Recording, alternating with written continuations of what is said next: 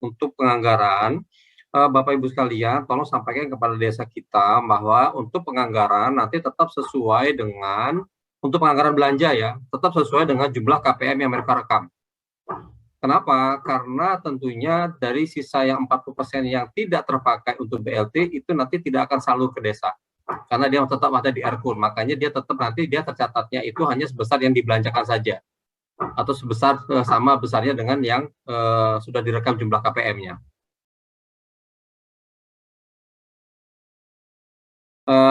Jadi kalau untuk pelaksanaan kegiatan untuk ketahanan pangan hewani yang 20% itu memang dilaksanakannya harusnya langsung kepada kelompok tadi. Karena kalau dia lewat BUMDes itu jadi nanti jadi pemberdayaan itu ya, pemberdayaan ekonomi itu jadinya bukan untuk ketahanan pangan. Jadi Bapak Ibu sekalian, kalau menurut Bu Furi ini justru nanti harusnya dilaksanakan oleh masyarakat ya atau kelompok masyarakat tadi. Jadi itu jadi belanja langsung, jadi bukan melalui BUMDes.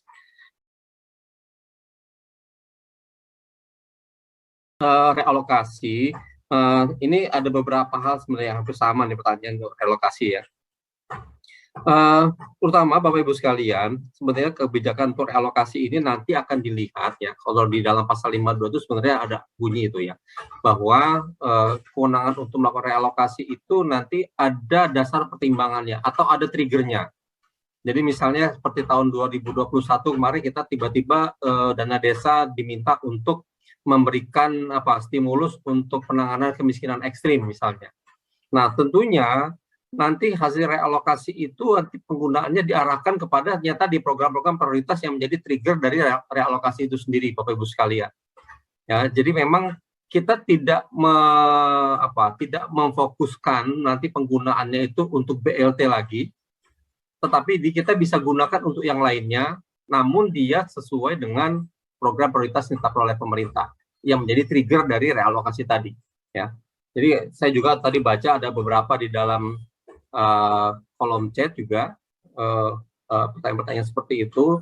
Jadi kita sudah mempertimbangkan hal tersebut.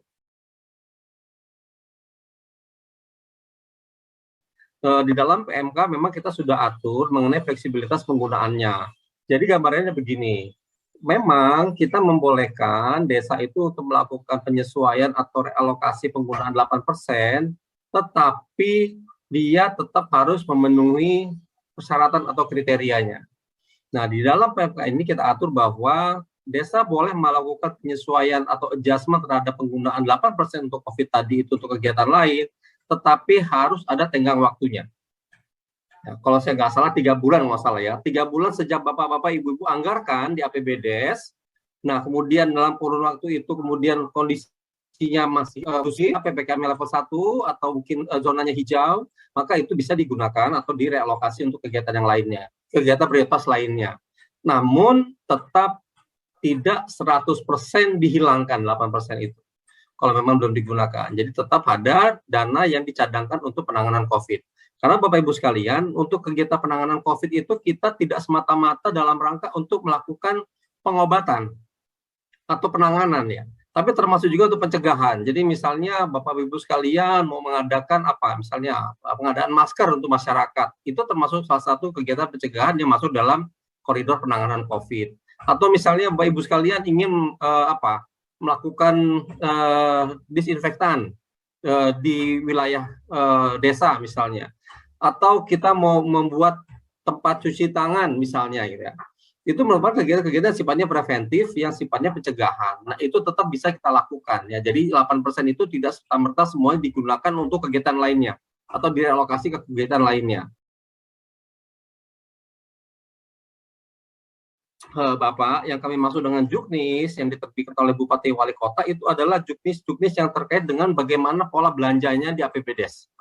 Jadi misalnya kalau selama ini Bapak Ibu sekalian, kalau kita mau membelanjakan dana di APBD itu ada petunjuk-petunjuk teknis yang digunakan sebagai standar untuk pelaksanaan kegiatan. Misalnya penentuan harga dasar gitu ya. Kemudian tata cara pengadaan dan lain sebagainya. Itu yang kita maksud dengan juknis yang terkait oleh kabupaten kota. Dan itu menurut saya itu tetap diperlukan oleh desa untuk bisa melaksanakan kegiatan-kegiatan yang ada di pemerintah desa. kepala desanya tersangkut masalah hukum, kemudian dia mendapatkan alokasi kinerja, Bapak, jadi memang saat ini penilaian terhadap kinerja desa untuk penerima AK itu masih dilakukan secara kombinasi antara pemerintah pusat dengan pemerintah daerah. Sebenarnya kami juga mengharapkan bahwa fakta-fakta yang ada di lapangan, yang empirik tadi, itu bisa menjadi bagian dari penilaian. Karena kami di pemerintah pusat, kami nggak bisa Pak melihat itu gitu ya. Kami nggak punya tangan yang cukup, jangkauan yang cukup untuk bisa melihat atau memotret keadaan yang ada di lapangan terkait dengan penilaian kinerja desa tadi. Nah, oleh karena itu, input dari pemerintah kabupaten kota ya itu menjadi salah satu tujuan dari dilakukannya konsolidasi penilaian untuk kinerja desa tadi dalam rangka untuk pemberian AK. Nah, apabila desa itu memang yang kita anggap bermasalah, kemudian dia mendapat alokasi kinerja, karena memang berdasarkan penilaian kinerja, itu kita melihat bahwa nilainya memang baik. Ya. Nah, kebetulan memang status kepala desa yang tersangkut hukum tadi itu belum masuk Pak di dalam indikator penilaiannya. Oleh karena itu, kita nggak bisa mengkaitkan antara kinerja desa ya secara keseluruhan dengan perilaku kepala desanya. Jadi sementara kita belum bisa melihat, belum menghubungkan dua hal itu. Ya ke depan mungkin kita perlu perbaiki ke depan ya, bisa kita lakukan perbaikan-perbaikan untuk indikator penilaiannya. Nah tapi yang pasti Pak, PMK itu sudah definitif. PMK sudah ditetapkan, alokasi masing-masing desa itu sudah ditetapkan di dalam PMK tersebut, maka PMK tidak bisa direvisi. Karena kalau itu direvisi, ini akan berdampak kepada 74.960 desa lainnya. Jadi Bapak Ibu sekalian, saya sudah sampaikan bahwa untuk menghitung dana desa per desa, itu kita lombakan seluruh desa yang ada di Indonesia. Jadi ada perubahan Rp1 di desa satu, desa A, itu akan mengubah desa yang lainnya. Nah, sehingga perubahan-perubahan tadi itu tidak dimungkinkan. Artinya revisi PMK itu tidak mungkin kita lakukan. Nah, untuk desa-desa yang tidak melakukan atau tidak menindaklanjuti temuan APIP, Bapak Ibu sekalian, di dalam PMK, tadi saya sebutkan bahwa sanksi yang kita kenakan kepada desa-desa itu adalah sanksi terhadap kepala desa yang melakukan perbuatan melanggar hukum berupa penyelewengan, penyalahgunaan dana desa. Nah, kalau kepala desa itu melakukan penyalahgunaan dan dia belum ditetapkan sebagai tersangka oleh aparat hukum, maka desa itu pun belum bisa kita berikan sanksi, Pak. Oleh karena itu, kalau memang ada desa yang berdasarkan APIP kita melakukan pelanggaran, dan itu memang indikasinya adalah penyalahgunaan, penyelewengan, laporkan ke APH, Pak. Ketika APH menetapkan dia sebagai tersangka, kita akan kenakan sanksi itu, ya. Jadi kita nggak mau menggunakan dasar rekomendasi APIP untuk mengenakan sanksi kepada desa. Kami menggunakan dasar penetapan dari APH terhadap untuk pengenaan sanksi itu. Kalau untuk penyaluran dana hasil realokasi itu nanti kita lakukan penyaluran secara terpisah, Pak. Jadi dia di luar dari skema yang reguler. Jadi kalau misalnya untuk desa-desa yang reguler yang tahap penyaluran 3 tahap, nanti dana desa yang hasil realokasi itu akan dipisahkan penyalurannya sendiri. Ya, di luar dari yang sudah terpola tadi yang 40-40-20. Kira seperti itu. Jadi yang dimaksud dengan pasal 33 ayat 8 itu sebenarnya Pak, kita ingin supaya masyarakat atau kepala desa itu bisa menjaga kontinuitas dari pelaksanaan BLT desa itu. Jadi kalau misalnya katakanlah di bulan pertama KPM itu 100 KPM, itu kita harus jamin bahwa pelaksanaan pembayaran BLT desa itu berjalan selama 12 bulan Pak, sampai di akhir. Ya. Kecuali kalau misalnya tadi ada yang meninggal atau misalnya pindah, maka desa punya kewajiban untuk mencari penggantinya. Itu yang diatur di dalam pasal 33 ayat 8. Dan kalau untuk kriteria A sampai F itu bisa salah satunya, Pak. Jadi salah satu aja masyarakat kita memenuhi kriteria dari A sampai F itu, maka yang bersangkutan sudah layak untuk mendapat atau kita jadikan sebagai KPM atau penerima manfaat BLT Desa.